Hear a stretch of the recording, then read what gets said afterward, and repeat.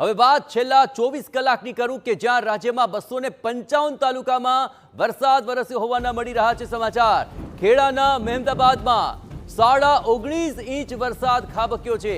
અમદાવાદના ધોળકામાં 18.5 ઇંચથી વધુ વરસાદ છે તો નવસારીના ચીખલીમાં 17.5 ઇંચથી વધુ વરસાદ, નવસારીના ખેરગાંવ અને વલસાડના ઉમરગામમાં પણ 17 ઇંચથી વધુ વરસાદ ખાબક્યો। સુરતના ઉમરપાડામાં પણ 17 ઇંચથી વધુ વરસાદ છે। આપ જુઓ, જ્યાં જુઓ ત્યાં 15 ઇંચથી વધારે વરસાદ છે અને તેને કારણે છે જળબંબાકારની પરિસ્થિતિ। અને કુલ મળીને 24 કલાકની અંદર રાજ્યના 255 તાલુકાની અંદર આ સાર્વત્રિક મેઘમહેર થઈ હોવાના અહેવાલ મળી રહ્યા છે। પરંતુ 17 થી 19 ઇંચ વરસાદ વરસ્યો હોય તેવા અનેક વિસ્તારો છે અને ત્યાં જળબંબાકારની પરિસ્થિતિ છે। લોકોને છે હાલાકી, અનેક મુશ્કેલી અને તેની વચ્ચે જનજીવન ઠપ થઈ ચૂક્યું છે। ખાસ કરીને અમદાવાદ અને તેની આસપાસના વિસ્તારોમાં પણ ભારે વરસાદ વરસ્યો છે। આજે પણ રાજ્યના અનેક જિલ્લામાં રેડ અને ઓરેન્જ એલર્ટ આપવામાં આવ્યું છે। સમગ્ર દક્ષિણ ગુજરાતની અંદર અતિ ભારે વરસાદનું રેડ એલર્ટ છે। દક્ષિણ ગુજરાતના 10 જિલ્લામાં આ રેડ એલર્ટ જાહેર કરવામાં આવ્યું અને રાજ્યના 8 જિલ્લામાં ભારે વરસાદનું ઓરેન્જ એલર્ટ જાહેર કરવામાં આવ્યું છે। એટલે કે આગામી સમયમાં પણ હજુ પણ ભારે વરસાદ વરસી શકે છે।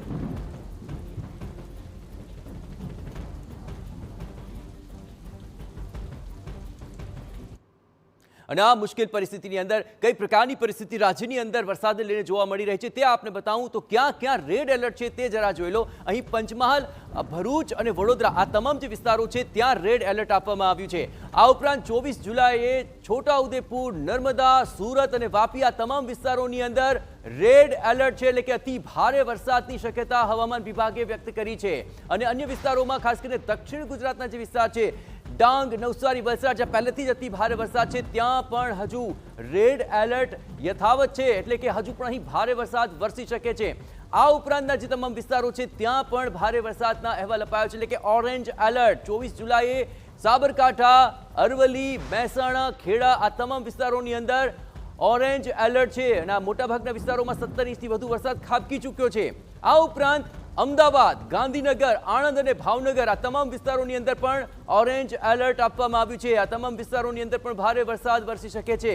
આ તમામ વિસ્તારોની અંદર લોકોને એ સલાહ અપાઈ રહી છે કે જો જરૂરી ન હોય તો ઘરની બહાર નીકળવાનું ટાળી દેવામાં આવે, મુસાફરીઓ અટકાવી દેવામાં આવે અને સુરક્ષિત રહે, ઘરે રહે અને સાવચેતી રાખીને જ આગળ પોતાના તમામ વ્યવહારો કરે।